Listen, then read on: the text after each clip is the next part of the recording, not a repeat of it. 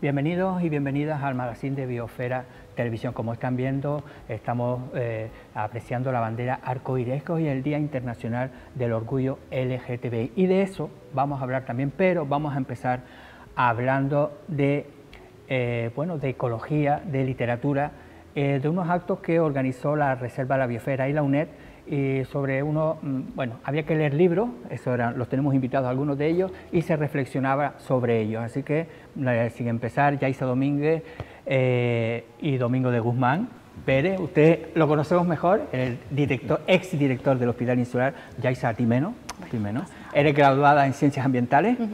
Los dos se enfrentaron al reto de coger un libro, ¿no? Que los propuso la Reserva de la Biosfera, y sobre eso es de lo que vamos a hablar nosotros ahora. Yaisa, ¿cómo llegaste tú a este proyecto que se llama 10 libros, 10 enseñanzas, reflexión acerca de la crisis ecosocial? Casi nada. Casi nada. Casi nada. ¿Cómo llegaste tú a este libro? Bueno, ahora nos lo presentas a esa criaturita. Pues el contacto que yo tengo, la relación que yo tengo es con Reserva de la Biosfera. Ellos estaban buscando diferentes ponentes para estos libros, me contactaron, yo no puedo decir que no a libros, charlas y Reserva de la Biosfera, y es cuando llega a mí este libro de aquí. Decías que eres graduada en Ciencias Ambientales, pero trabajas en una empresa que tiene mucho también, que hace muchísimos proyectos relacionados con la Reserva de la Biosfera, ¿no? Sí, sí, ahora mismo, la empresa es MJC Ambiental, y además de proyectos con Reserva de Biosfera, tocamos muchos ámbitos, desde la educación ambiental, planes de sostenibilidad, todo lo que esté relacionado con el tema de ecosistemas en general y la parte humana, cómo afecta el humano a ese sistema. Exdirector del Hospital Insular, médico especialista también en geriatría. Claro, la gente dirá, es que ya tiene mucho tiempo libre. Bueno, tenía un poco más de tiempo y me enteré de esta actividad a través de la UNED. Y, bueno, porque la UNED hace algunos cursos, ¿no? Sí, tiene como una programación muy variada, ¿no? Y me enteré de este taller y me interesó, es un tema que me interesa, ¿no? Por su influencia en la salud humana, y como ciudadano también me motiva todos los temas medioambientales, y pues mi tarea fue trabajar este libro, ¿no? El de Philip Bloom, que es lo que está en juego. Exactamente. Y en el libro tuyo es Las Islas Olvidadas, ¿no? Islas del Abandono. Islas del Abandono. Ella es una periodista, ¿no? Escocesa. Sí, es una autora, Cal Flynn es escocesa, es muy joven, y sobre todo pues se ha dedicado a viajar, porque es un libro de viaje, a pesar de que es de ecología, es un libro de viaje, a viajar por diferentes entornos que han sido abandonados por diferentes motivos, ya sea porque el motor económico de la ciudad se abandona, hay un desastre natural o cualquier motivo que haga que la gente se vaya de ese sitio, y los ha visitado para ver cómo la naturaleza ha recuperado ese entorno.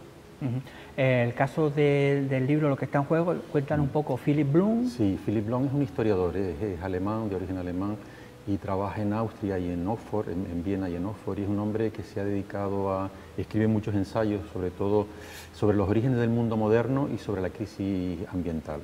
Esos son un poco sus dos temas, y es muy interesante porque el conocimiento de la historia le da muchos argumentos, el conocimiento de la filosofía, de la historia, para proyectar un poco hacia el futuro, ¿no? Para intentar ver qué nos espera un poco, ¿no? Los dos libros yo creo que tienen algo en común, es que hay esperanza, ¿no? Sí. Quizás en el libro yo creo que es más crudo, ¿no?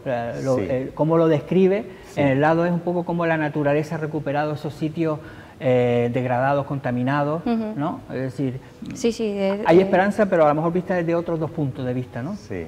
Hombre, Philip Bloom lo que dice es que no es una esperanza alegre, por así decirlo. Él dice que hay que tener pesimismo de la razón y optimismo de la voluntad, ¿no? eso haciendo una referencia a Gramsci, que es un pensador italiano del siglo XX, muy influyente. Y él dice que, bueno, que sí, que la humanidad está llena de proyectos que parecían imposibles y que al final se llevaron a cabo. Pienses en la esclavitud, en los derechos de la mujer, por ejemplo, ahora que estamos en el Día del Orgullo, en todo lo que ha cambiado la perspectiva sobre la cuestión homosexual, ¿no?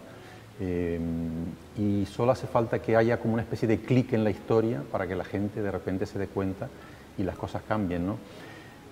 Es una esperanza, por así decirlo, con muchas reservas, ¿no? Porque la situación, él piensa también que es bastante grave, ¿no? Que hay que actuar rápido porque si no, pues se nos va de las manos.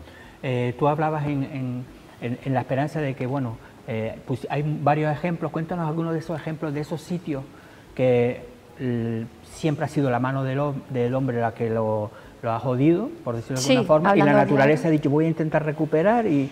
Sí, lo primero que hay que saber antes de enfrentarse al libro es que cuando habla de esperanza no es una esperanza en la humanidad, como a lo mejor sí puede ser el libro de Domingo, sino una esperanza en la vida silvestre, en los ecosistemas que se recuperan.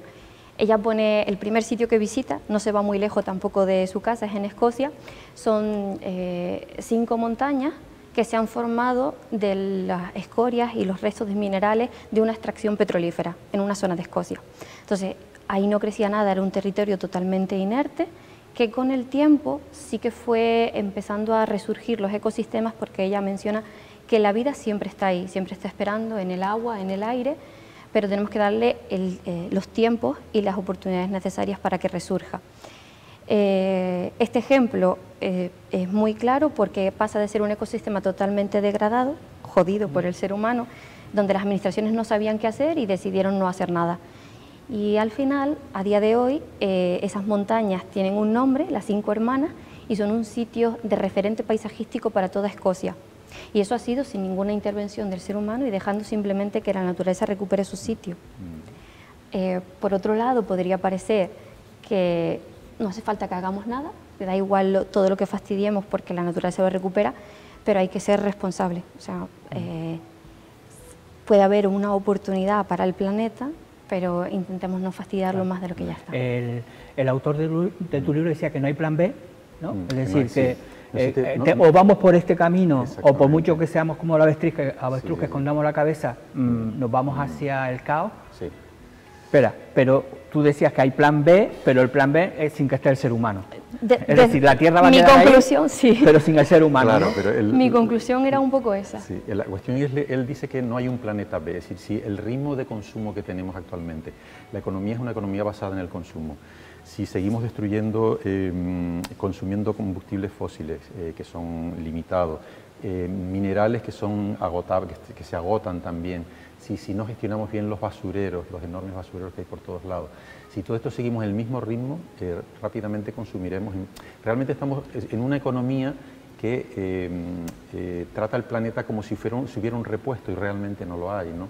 Él dice que, claro, la cuestión es si el ser humano, la especie humana sobrevivirá a esa destrucción. Es decir, él ponía el ejemplo de las levaduras del mosto, que cuando se pisa la uva, las levaduras del mosto empiezan a actuar, consumen toda la glucosa, acaban convirtiendo el mosto en vino y al final se mueren en alcohol, en sus propios residuos. Entonces, si la humanidad no es capaz de revertir todo este sistema, pues sí, la naturaleza dentro de 1000 años volverá esplendorosa, pero sin el ser humano. Es decir, realmente la naturaleza es mucho más fuerte, pero la cuestión es si el planeta será capaz de resistir al ritmo que lleva el ser humano, ¿no? Consumimos infinitamente más recursos de lo que el planeta puede generar o puede recuperar, ¿no? Hablabas incluso de algunos ejemplos, es decir, de sitios totalmente contaminados, pero que también ahí precisamente es la mano del hombre el que puede hacer que, introduciendo unas especies vegetales que son capaces de comerse esa, es decir, en la naturaleza sí, pero con el hombre mejor. Claro, al final lo que estamos buscando es poder sobrevivir como especie, la especie humana. Llevamos, bueno, toda nuestra historia ha estado relacionada mucho con la adaptación, pero más adaptando el ecosistema que adaptándonos nosotros a él. El ejemplo que mencionas es un suelo muy contaminado de cobre, plomo y cromo, donde ahí no crecía nada, hasta que llegaron plantas que sí que crecieron. Y eso también ya está cometido el error, ¿no? Vamos a aprender de él, vamos a ser responsables. Y si esas plantas pueden crecer en ese tipo de suelo tan contaminado, vamos a usarlas para aprovecharla en suelos que están contaminados, descontaminar ese suelo aprovechando las plantas. Estoy liando un poco. Bueno, esto se llama fitorremediación, arreglar algo a través de las plantas. Y eso surge de ver un ecosistema que está totalmente degradado, pero que aún así la vida ha llegado y se ha establecido.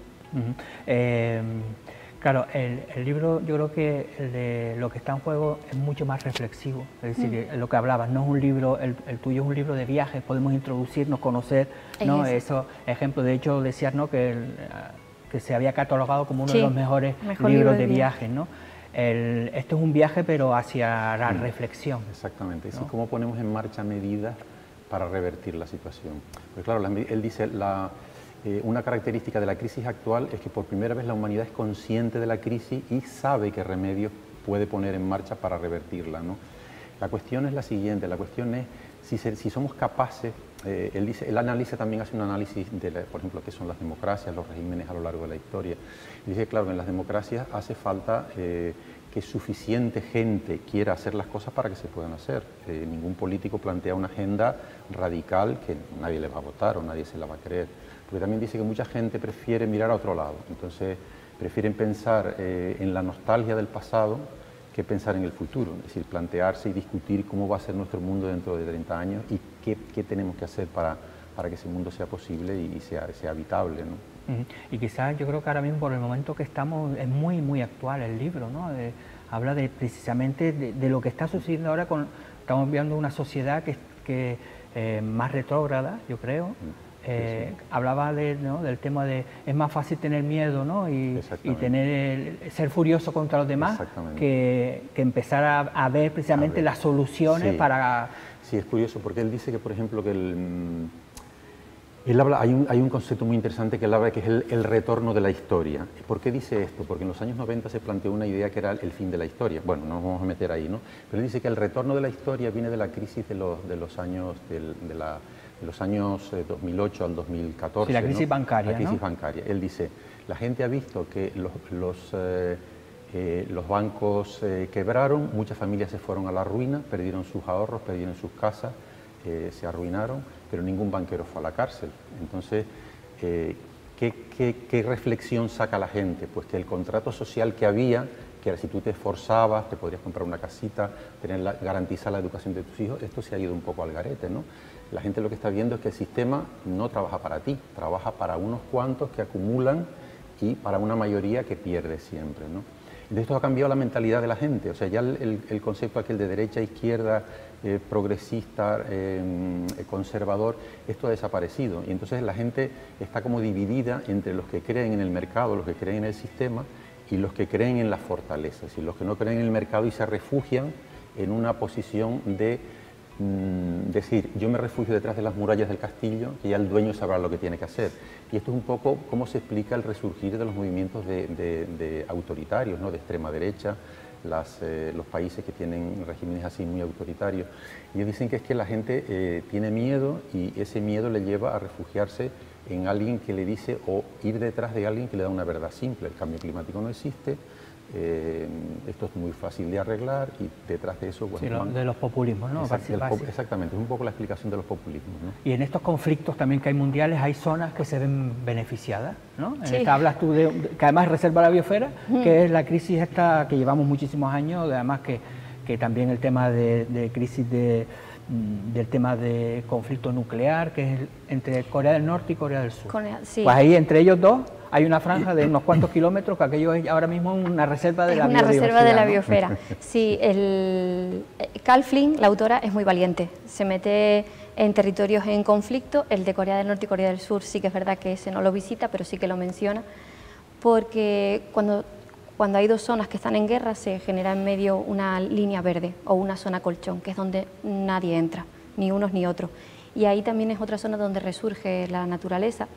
Queda un poco feo o un poco atrevido decir que las guerras benefician a los ecosistemas, porque al final son desgracias, pero el hecho de que ese terreno no se toque Sí, que resurge. Y la de Corea del Norte y Corea del Sur es muy curiosa porque todos los ecosistemas donde ella pasa son abandonados y la naturaleza resurge. Ese es que nunca se ha tocado. Como llevan tanto tiempo en conflicto, la franja de esa reserva de biosfera son 4 kilómetros de ancho y 268 de largo. Entonces es de las zonas mejor conservadas a nivel de biodiversidad del planeta, pero claro, con la consecuencia de que hay dos países que están en conflicto. Tú hablaste al principio del tema de la pandemia, que te dio para pensar. Sí. De la pandemia conoces tú bastante, que es el tema de la crisis sanitaria, que la viviste en primera línea. Y voy a recordar una entrevista que tuvimos hace unos días aquí del chorlitejo patinegro, Sí. que ahora mismo también esta presión humana que lo está desplazando, pues justo en la pandemia, como no había nadie en la playa del Reducto, pues pudieron anidar en una zonita, ¿no? De ahí aparecieron los ciervos que tú dices por algunas calles, los osos, ¿no? Claro, la pandemia también, yo creo que es un poco eso, ¿no? De escoger la naturaleza, pero por otro lado, el tema de si nos descuidamos, ¿no? Sí. Si vamos por este camino, van a aparecer otras pandemias. Otras pandemias, sí. Eso ya lo advierte la OMS, que no hay que bajar la guardia porque, claro, todo está relacionado con la mundialización de la economía, con los viajes que son cada vez más rápidos y más a larga distancia, con la pérdida un poco con el contacto cada vez más estrecho entre los humanos que van invadiendo zonas de la naturaleza que antes estaban preservadas. Todo esto puede generar nuevos focos que originen nuevas pandemias. Pero una cosa curiosa que bueno, un poco viene, no viene en el libro, pero viene a colación de esto. El otro día me decía un amigo, dice, bueno, si para aliviar la crisis climática a lo mejor lo que tendríamos que hacer es hacer un confinamiento de 3 meses cada año, ¿no? Imagínate. Dice, porque claro, es verdad que vimos en el confinamiento pues ciudades donde los zorros se acercaban, los osos entraban, realmente la presión de la falta de medios de transporte hizo mejorar los niveles de la calidad del aire en muchos sitios. Es decir, realmente está claro que la actividad humana, sobre todo la aceleración de la actividad humana es lo que genera... Bueno, pero en el libro quizás lo que dice el tema de qué hay que hacer para cambiar, a lo mejor tenemos que pensar que eso es complicado, es decir, vamos a tener que bajar el ritmo de producción, el ritmo de consumismo, es decir, son medidas muy contundentes para nuestro cerebro hoy día, porque los empresarios solo piensan en mejor beneficio, pues nosotros pensamos en poder comprarnos otra televisión, así que quizás a lo mejor sí hay que hacerlo, es decir, de otra forma, no un confinamiento, pero sí evidentemente aplicar medidas en el que se pueda reducir pues el consumismo sobre todo, ¿no? Sí, él se atreve incluso a proponer medidas, ¿no? Dice que la sociedad de consumo no solo agota los recursos, sino que mete en una dinámica que es imposible de mantener. Él dice que, por ejemplo, si se fabricaran objetos más duraderos, pues disminuiría también a su vez la presión sobre el consumo. Si los teléfonos en lugar de durar 2 años duraran 10, pues se ahorrarían muchos recursos naturales para fabricarlos. Habla también de que los combustibles fósiles tienen que tener un plazo mucho más corto para prescindir de ellos, ¿no? Habla también de cargar en el precio los costes medioambientales, por ejemplo, el aceite de palma, la carne, la soja, las estamos comprando a un precio casi de risa y no estamos cargando los costes medioambientales que esos productos tienen. En la manipulación, por ejemplo, de los residuos, es decir, la basura, pagamos un poquito al ayuntamiento y se lleva todo lo que eches ahí. Realmente tenemos que ser mucho más responsables y cargar sobre cada uno la responsabilidad de gestionar los residuos, con una tasa o con un precio, con lo que sea, ¿no? Hay una serie de medidas que son conocidas y realmente él dice que la diferencia es que la humanidad tiene recursos y conoce el problema y podría resolverlo, ¿no? Y además de ese consumismo hay un ejemplo que tú también pones, que es en Nueva Jersey, ¿no? En Estados Unidos, de esa ciudad que había un río, que empezaron a poner industria tras industria tras industria y llegaba un momento en que ya está... Ese es el ejemplo perfecto del capitalismo planificado en Estados Unidos. Escoger un recurso, que en este caso era un río y unas cascadas, y explotarlo al máximo como vertedero de todas esas industrias. Y al final, claro, la conclusión que ella saca es que ese suelo está tan contaminado que ha costado mucho que la biodiversidad resurja, pero es una biodiversidad contaminada totalmente. O sea, los cangrejos, un cangrejo de esos, si te lo comes te puede matar. Sí, pesa 3 kilos porque está hermoso. Claro, está hermoso porque nadie se ha atrevido a pescarlo y hay carteles de prohibido pescar, cáncer. Y bueno, que también pasaba un poco en Chernóbil. nos cuesta mucho, bueno, no nos cuesta tanto, empatizamos bastante cuando hay un conflicto, una guerra, una desgracia natural, una catástrofe, el hecho de que la gente quiera volver a sus casas. Nos pasó un poco en La Palma, la gente está desesperada por volver, ya no quedan todas, pero volver. Hay gente que vive en Chernóbil porque se niega a irse de sus casas, es lo que conoce, entonces, ¿cómo podemos entender tan fácil que haya gente que no quiera irse de esos sitios contaminados, pero al mismo tiempo nos hemos desvinculado totalmente del ecosistema? Cuando Carl Flynn habla de adaptación, no se refiere a que nos adaptemos a esas circunstancias, sino lo que decía Domingo, tenemos que bajar un poco el ritmo que estamos teniendo de consumismo, de ser más conscientes de que las cosas pueden durar más. Hablabas del móvil, pero ya hay empresas que alquilan pantalones vaqueros. Sí. No, siempre hay como reparo con eso, pero... Sí. Bueno, si quieren saber más, solo tienen que ir a la biblioteca, a la librería, lo que está en juego, lo preguntan por allí, y las islas siempre se me olvidan. Islas del Abandono. Islas del Abandono. Bueno, hemos reflexionado un poquito, de eso se trataba, en el libro pone que el debate ni siquiera se ha abierto a nivel mundial, pero habrá que empezar, nosotros empezamos por aquí, dice que un granito de arena siempre puede hacer una montaña, exacto, pues exacto. Nosotros la Mira haremos, las de Escocia. Exacto, nosotros no la haremos, no, iba a decir, no la haremos de escoria, la haremos de pensamiento y reflexiones, que yo creo que es lo interesante. Así que Domingo, un gran gracias por venir, exdirector del Hospital Insular. Cuesta un poquito, ¿no?, desvincularse, ¿no?, de ese trabajo tan grande que hizo durante muchísimos años.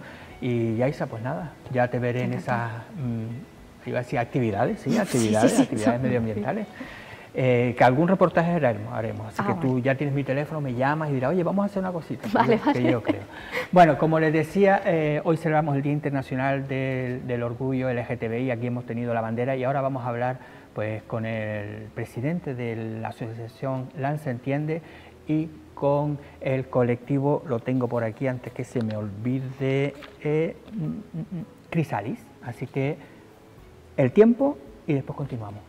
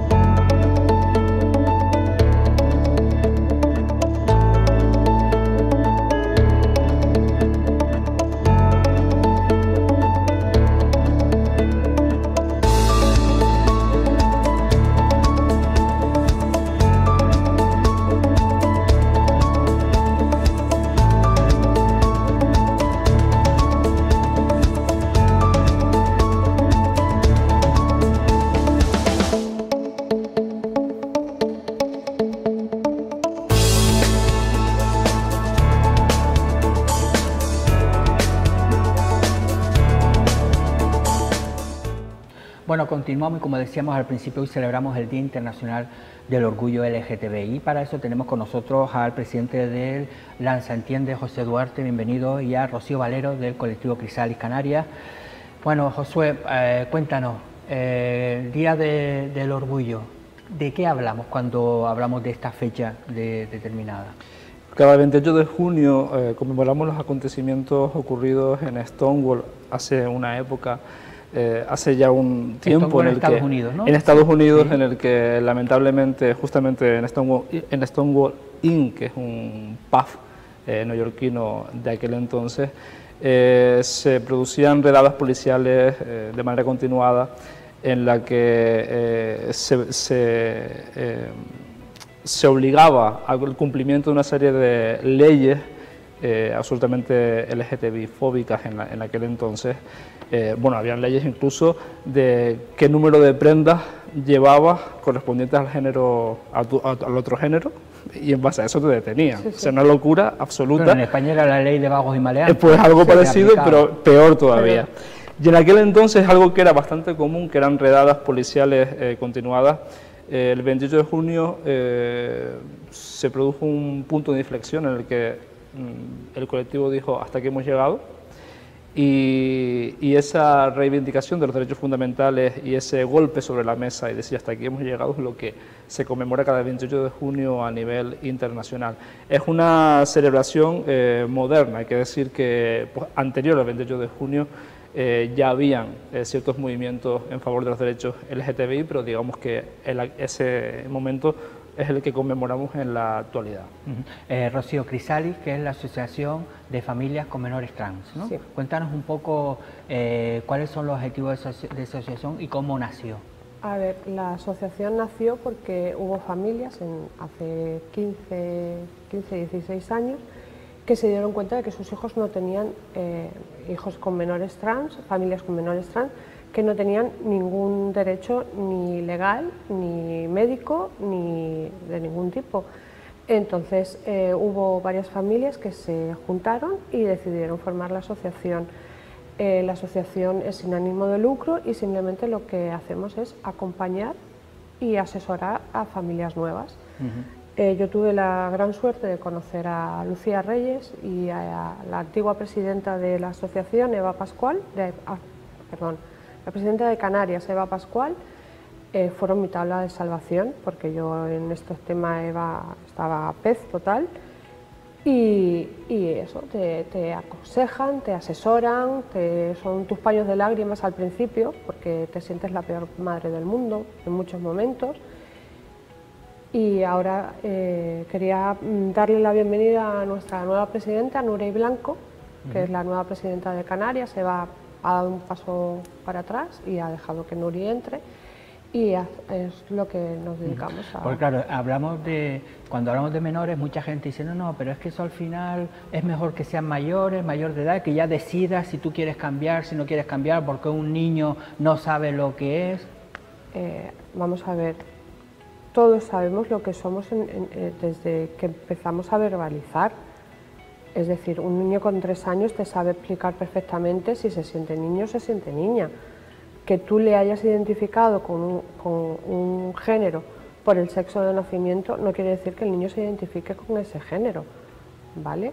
Entonces, desde los 3, 4, 5 añitos te lo saben verbalizar perfectamente. Sí que es cierto que hay otros niños, como en el caso de mi hijo, que no sabía lo que era o ser una persona trans y no lo confesó con 16 años, pero la gente está muy equivocada. A los menores no se les hormona y a los menores no se les medica, ¿vale? Que hay mucha gente que dice, es que medican. No, no es cierto. Las hormonas cruzadas, que son para que no les crezca, a las niñas trans no les crezca cabello en la barba y no les cambie la voz, hasta los 12-13 años no se les empieza a poner las hormonas cruzadas. Y a mi hijo, en el caso de mi hijo no empezó con las hormonas, con la testosterona, hasta los 18. Es decir, pero hablamos siempre de un proceso psicológico, un proceso médico, sí, claro, no de un día para otro, un capricho, oye, yo me hago mujer, que a veces se quiere reducir a eso, ¿no? No. Bueno, con la nueva ley trans ya sí que no es necesario tener un informe psiquiátrico, pero en el caso de mi hijo, por ejemplo, a mi hijo no se le empezó a medicar hasta los 18 años, porque hasta los 18 años no tuvo, o sea, necesitaba llevar 2 años viviendo como un chico para que le pusieran la testosterona. Lo que queremos es evitar eso, o sea, mi hijo durante esos 2 años tú le oías con voz de niña y claro, Rubén le llamaban mariquita, le llamaban transformer.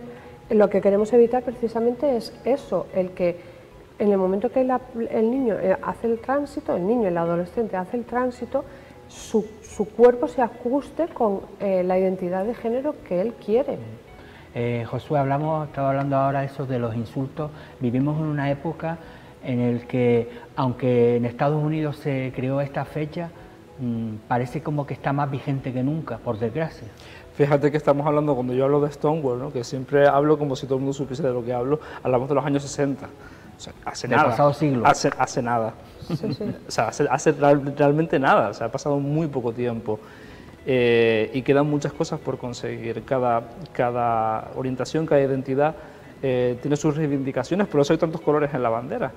Porque hay muchas reivindicaciones, muchas realidades. A mí me encantaría que cuando esos discursos que oigo por ahí de la extrema derecha, y refiriéndose a nosotros, refiriéndose al supuesto lobby, refiriéndose a que poco menos que somos unos caprichosos que queremos lo que no merecemos, ¿no?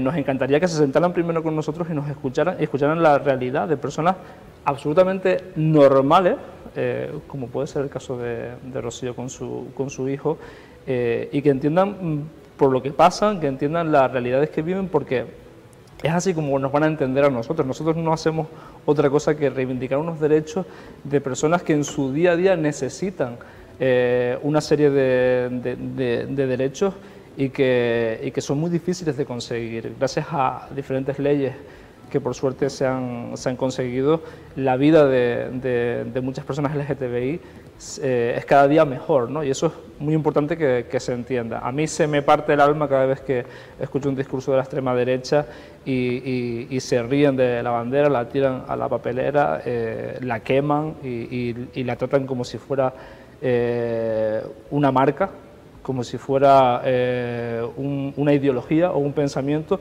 cuando no es más que la reivindicación de unos derechos fundamentales de un determinado colectivo. Y sí, somos un colectivo porque somos un grupo de personas con unos intereses comunes, no somos una empresa multinacional ni nada que se le parezca, ni tampoco somos un lobby. De hecho, la prueba de que no somos un lobby la tenemos precisamente en Lanzarote, donde no hay una asociación LGTBI, hay 3 asociaciones LGTBI, cada una con sus distintas formas de entender el activismo y de entender la lucha por los derechos LGTBI. No hay un pensamiento único. De hecho, ni siquiera hubo en su momento una única bandera. La bandera no tenía 6 colores como tiene ahora, tenía 8, fue cambiando, hay más de una bandera, bandera trans, y todas son bienvenidas, todo tiene cabida porque hay muchas realidades. No podemos hablar del colectivo como algo homogéneo, como algo concreto y específico. Dentro del colectivo de LGTBI hay tantas letras porque hay muchas realidades de muchas personas distintas. Realidades mía como persona gay no tiene nada que ver con la realidad de una persona trans, ni con la realidad de un menor trans. Cada una tiene su realidad y por eso es muy importante que todos luchemos por la reivindicación de esos derechos. Tú como madre me imagino que has tenido que sufrir también, ¿no? Sobre todo la incomprensión de la gente, ¿no? Sí. En esta sociedad cuando ves a tu hijo sufrir. Yo siempre digo que las personas que lanzan discursos de odio contra el colectivo, me gustaría que vivieran 24 horas en la piel de cualquiera de ellos. Seguramente cambiarían de opinión. O sea, yo solo pido que durante 24 horas se pusieran en la piel de mi hijo, vivieran bajo la piel de mi hijo. Seguramente las familias que me dicen, estás loca, ¿cómo dejas que tu hijo haga o piense? Vive en la piel de mi hijo. O sea, yo te estoy hablando que mi hijo con 16 años tuvo 2 intentos de suicidio y mi hijo tiene 21 y yo me enteré hace 2 años, que me lo contó el psicólogo, que mi hijo había tenido intentos de suicidio antes del tránsito. ¿Qué prefiero? ¿Ser una madre sin hijo o que mi hijo sea feliz y que esté vivo? Por supuesto que mi hijo sea feliz. Y él te cuenta, es decir, ¿ahora has notado tú también ese odio que viven en la calle? Sí, por supuesto. O sea, de ir con la camiseta de Cristalis, por ejemplo, en la guagua, y ir a sentarse alguien al lado de él y ir con la bandera trans y decir, no, aquí no te sientes, que se contagia. ¿Eso pasa ahora? Hoy, o sea, hace en noviembre. En noviembre nos pasó, íbamos a un evento, íbamos con las camisetas de la asociación, con la bandera trans, y mi hijo iba sentado en otro asiento y un chico se fue a sentar y el compañero le dijo, no, ahí no te sientas que se contagia. Claro, yo siempre lo digo, cada vez que me pongo esta pulsera, la probabilidad de que me insulten, me agreden o me maten se incrementa exponencialmente. Sí. Y no es ninguna tontería. Yo he sido víctima de delitos de odio, lo fui en el colegio, bueno, ya contaré. Un día me siento y te cuento mi vida. Y fue por ello... Nos reímos, pero realmente... No. Yo te hablo de una época en la que mi madre, la pobrecita, en paz descanse, iba a hablar con el director y el director le decía, bueno, son cosas de chicos, de niños, eso es normal, eso pasa. Yo iba literalmente a mi casa cada día con la camisa rota de las palizas que me daban. Te quiero decir, claro, hemos normalizado... una época... Una época, porque no soy tan mayor. No, me refiero a hace nada. No, hace nada, pero... 10 años. Pero sí, hace 10 años, otra vez, exacto, pero yo creo que... tú estabas comentando el aumento de los delitos de odio. Se ha aumentado de una barbaridad, un 130% cuando hablamos de delitos de odio en redes sociales contra el colectivo LGTBI. O sea, el gran problema ahora mismo es que se ha normalizado el odio. Se ha normalizado el discurso de que las personas LGTBI somos un lobby macroorganizado que domina el mundo y que somos todos lo peor, y que se contagia y que somos el mal. Porque yo vaya a dar una charla, perdón que te corté, porque yo vaya a dar una charla a un colegio para que entiendan que mi hijo es un niño normal de 21 años, ya está. No quiere decir que en una clase de 25 niños, 24 se vayan a hacer transexuales. Pues no, señor, le estoy enseñando la diversidad y que lo que tenemos entre las piernas no nos identifica como realmente somos, o que a quien yo ame a ti no te hace daño. Es decir, a mí, yo soy una persona cisexual y heterosexual, que con quien Josué se bese o con quien Josué vaya de la mano o entre en la intimidad, a mí no me hace daño, es su intimidad. Entonces, ¿por qué tengo que cuestionar esa intimidad? ¿Por qué veo bien que yo vaya cogida de la mano con mi marido y que Josué no pueda ir con su pareja de la mano? El amor es amor, punto, es que no hay más. Hoy en el Cabildo se izaba la bandera, esta tarde también creo que hay algún acto y hay una manifestación prevista, ¿no? Sí, en Playa Honda hay también un acto organizado, creo que es a las 6 de la tarde, si no me equivoco. Sí. Hace calor, hace calor, estamos en un alerta por altas temperaturas. Y quizás lo más importante, el 15 de julio. Bueno, yo no sé si se va a celebrar, yo estaba viendo que se habían suspendido algunos actos al aire libre. Bueno, pero así si no, que lo miren bien, que lo miren bien. No pasa nada, con un abanico LGTBI. No, que miren bien si se celebra o no, pero bueno, que en principio es a las 6. Sí, lo más importante también, la manifestación. Ahora es más importante que nunca, es el 15 de julio. Es tan importante porque nos lo jugamos absolutamente todo. Los discursos de odio ya no están en la calle, ya no están en las redes sociales, ahora están en las instituciones públicas. Ahora hay ayuntamientos y hay cabildos en las que hay personas donde quieren un mundo en el que nosotros no tengamos cabida. En nuestro mundo cabe todo el mundo. Mira cuántos colores hay, es un mundo maravilloso en el que todo el mundo tiene cabida. Pero hay mundos en los que nosotros no cabemos. Y hay que parar eso como sea. No podemos normalizar los delitos de odio, no podemos normalizar que una persona con cargo, y una institución pública como puede ser TIAS, diga que hay que retirar la simbología LGTBI y que se hable del colectivo de la manera en la que se habla. Es que no podemos permitir ese tipo de... ¿Y la manifestación es en toda Canarias el mismo día, el 15 de julio? No. Vale, en Lanzarote. En Lanzarote es el 15 vale, ya daremos detalles por dónde va a ser, en principio es en Arrecife, ¿no? Sí. Ajá.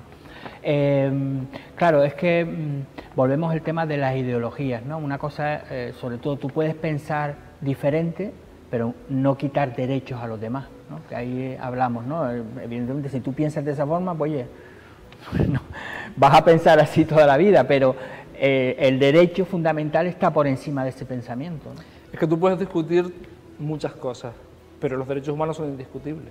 Claro. O sea, en el momento en el que tú pones sobre la mesa que lo que hay que hacer es quitarnos derechos, que en tu mundo tú vas a vivir mejor porque yo no me pueda casar, porque yo no pueda adoptar, o por tantas y tantas cosas, porque al final nos quedamos siempre en la parte gay, ¿no? En la adopción, en el matrimonio, que es casi lo más sabido, pero hay muchísimas realidades más allá. Que mi hijo no pueda tener su nombre en el DNI, su nombre sentido, o sea, el nombre con el que pero eso se hizo, ¿no? Se ha hecho, ¿no? Sí, sí, pero mi hijo, por ejemplo, con la nueva ley, él ahora se puede cambiar la letra. Antes tenía que estar, o sea, para hormonarse tenía que estar 2 años viviendo bajo el género sentido, y para cambiar la letra tenía que llevar 2 años de hormonación. Es decir, mi hijo tenía que estar 4 años para que la letrita, que para mí, a mí no me molesta, mi letrita en el DNI a mí no me molesta, la vemos como normal, digamos. A él le hace un daño tremendo. Claro. Sí, que hablamos de cuestiones básicas que para una persona es un antes y un después. Es una tontería, pero todavía él no tiene todavía el certificado de la ESO, él terminó la ESO y todavía no tiene el certificado de la ESO, porque a mí me llamó Educación y me dijo que si no tiene la letra cambiada, su certificado va a venir como Doña Rubén. Claro. No, mi hijo es Don. Porque sí, son cosas que uno al final estamos en... Son detalles que pero claro, la administración y todo eso... Para cualquiera puede ser... Es normal, pero para mi hijo eso le mata. ¿Por qué tiene que tener mi hijo un certificado en el que sí, o tienes tu carrera de Derecho y pone Doña Juan. Y luego hay pequeños detalles... Claro, y es un cartel que tú vas a tener colgado en un despacho profesional, todo ese tipo de cosas que... Exactamente. Claro. Y hay pequeños detallitos, pequeñas cositas que para algunos, para gente que no entiende puede ser... Todo eso en principio... sí, bueno, se puede. El caso es que la ley se vuelva... exactamente. Claro, que se corre el riesgo de que se vuelva otra vez hacia atrás. Es que ese es el problema. Y peor. Si seguimos con los discursos de odio y seguimos con la ultraderecha, haciendo caso a la ultraderecha, los poquitos derechos que tiene mi hijo se los van a quitar. Y entonces, ¿mi hijo qué pasa? ¿Que mi hijo, por ser un chico trans, es un ciudadano de segunda? ¿Tiene menos derechos que yo? No, yo quiero que mi hijo tenga los mismos derechos que yo y tenga las mismas oportunidades que he tenido yo, o que tiene cualquier persona. Es que es ilógico, o sea, bueno, yo lo siento. Derechos, básicamente hablamos de eso, Josué. Sí. Día Internacional del Orgullo LGTBI, esta tarde, si pueden, acérquense por la Plaza Santa Elena, ¿no?, en Playa Honda, y el día 15 es la manifestación, que ya avanzaremos por dónde va a ser, porque imagino que habrá algún acto más también ese día, ¿no? Sí, porque todo el mes de julio se van a realizar todo tipo de actividades por parte de las 3 asociaciones LGTBI en diferentes municipios. Bueno, has traído la bandera, no la dejas, ¿no? Sí. Bueno, ya te la quitamos antes, pero no te la vas a llevar. Aquí se queda, no te preocupes. Bueno, pues gracias a los dos, y nosotros, ahí está la bandera que nosotros tenemos hoy en nuestro plato, y continuamos en el magazine.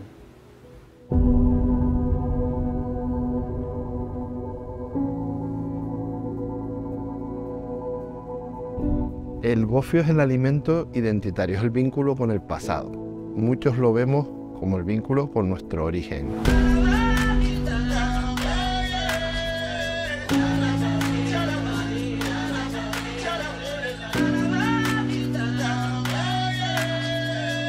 El gofio es una harina de cereal tostado previamente que se utiliza o fue la alimentación principal de un pueblo pues nómada como son los pueblos o las tribus bereberes, y que trajeron cuando vinieron desde el norte de África a Canarias, y fue la alimentación de ellos durante aproximadamente 1500 años que estuvieron aquí, y continuó siendo la alimentación de los canarios hasta hoy en día. Hoy en día sigue siendo nuestro alimento identitario, es el alimento que nos vincula de verdad con nuestro pasado indígena.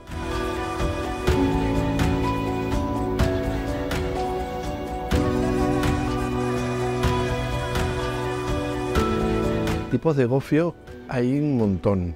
Realmente hoy en día se hace gofio pues con un montón de cereales. Una vez que se introduce el millo desde América, pues que empieza a hacerse el gofio de millo, sobre todo en las islas donde llega principalmente, como Gran Canaria, y también el trigo, pero realmente el gofio identitario, el gofio original, se hizo con cebada.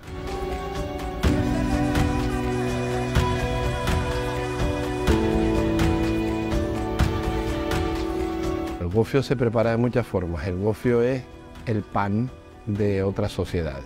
Entonces el gofio se convierte en el cereal que se utiliza para comer todo, ¿no? Entonces tú mezclas el gofio con agua, si no tienes un caldo, mezclas el gofio con leche, mezclas el gofio con lo que sea y a eso le añades lo que tengas para comer. Como si tienes un pan y solo tienes aceite, pues le pones aceite.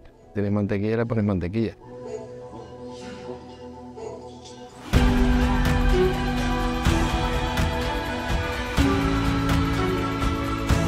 Yo creo que el gofio tiene todo por hacer. El gofio hasta ahora ha sido un alimento que ha servido solamente para nutrir y para salvar vidas. Un alimento con el que hablamos de nuestro pasado, pero yo creo que el gofio debe convertirse en el pilar de la cocina canaria.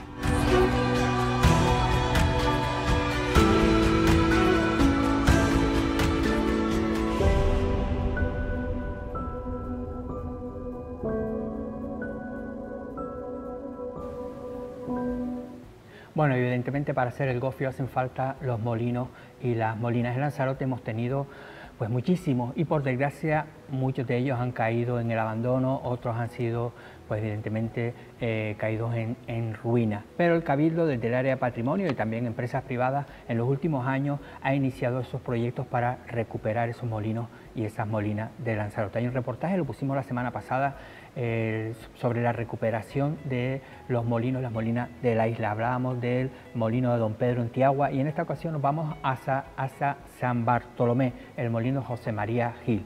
Así que vamos a ver ese reportaje. La verdad que ahora mismo es una de las industrias, pues yo creo que más atractivas y lo que describe perfectamente cómo se puede recuperar ese pasado y darle una actualización de futuro. Así que vemos ese reportaje, nosotros nos despedimos y eso sí les esperamos mañana, pero no se vayan y vean el reportaje.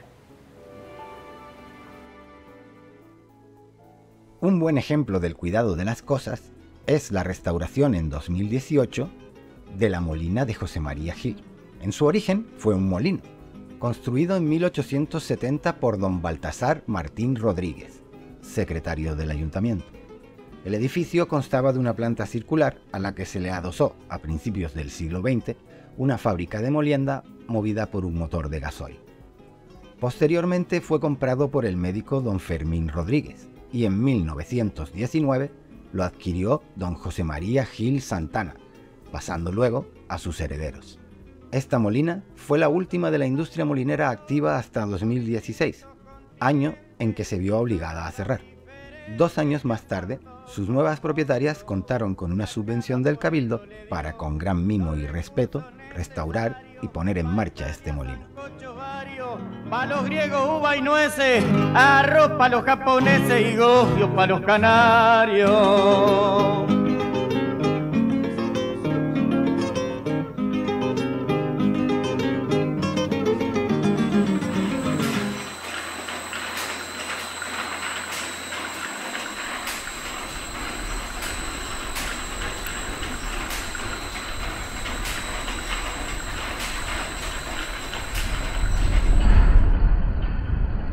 Bueno, mi nombre es Lourdes Rodríguez, soy copropietaria de la molina José María Gil o la molina Lanzarote, como se le conoce.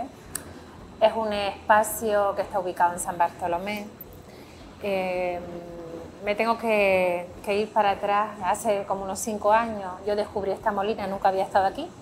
Mi socia sí, porque fue nieta.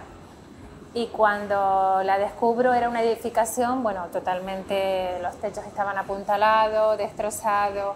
Y entonces, bueno, la intención en un momento, primero fue pensarme el proyecto que íbamos a hacer y después ya fue directamente echar mano. Tuvimos que regarnos de un equipo tremendo, porque era rehabilitar una molina antigua, con mucho respeto además hacia todo lo que fuera pasado. No queríamos cambiar ni modificar cosas que pudieran acentuar de alguna manera algo moderno. Entre todos hicimos un esfuerzo tremendo y entonces se abrió el Día de Canarias. Y entonces ahí comenzó un trabajo potente porque no teníamos ni idea ni cómo se hacía el gofio ni nada. Entonces ahí comenzamos a estudiar, nos ayudaron mucha gente mayor y comenzamos a elaborar el gofio. Y también había una parte súper importante en la molina y era que el grano tenía que ser de la isla. Damos toda la prioridad que ponemos al tema del grano de Lanzarote. Es verdad que también nos entran grano de otras islas cuando no llegamos. Este año sí que hemos notado un aumento de grano que nos está entrando de la isla. Eso se supone casi un 15% más. Se supone que la gente ya está comenzando a plantar. Yo con eso ya me doy por satisfecha, ¿no? Que era parte del proyecto. Si usted, canario, aproveche cuando arrecien las heladas y échelo por cucharadas nadando sobre la leche. Pero en cuanto se lo eche, zámpeselo ligerito, que es mucho más exquisito sin que se le vaya al fondo.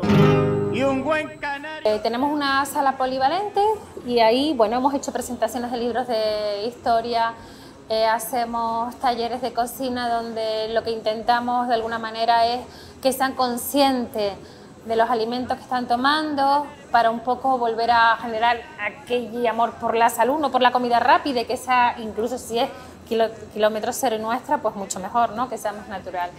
Y también otra de las cosas que a mí me gusta mucho es el taller de experiencia. El taller de experiencia significa que colegios vienen, se les muestra lo que es la molina, se les explica el proyecto, ellos ven lo que es el gofio, lo tocan, saben ya de dónde procede, porque al principio nos pasa una cosa simpaticísima, es que yo les preguntaba, ¿y qué es el gofio? ¿Y dónde viene el millo? De la nevera. Entonces, cosas así que tú dices, pero bueno, ¿qué salto hemos dado en esta isla como para olvidarnos de parte de nuestra cultura, ¿no? Origen.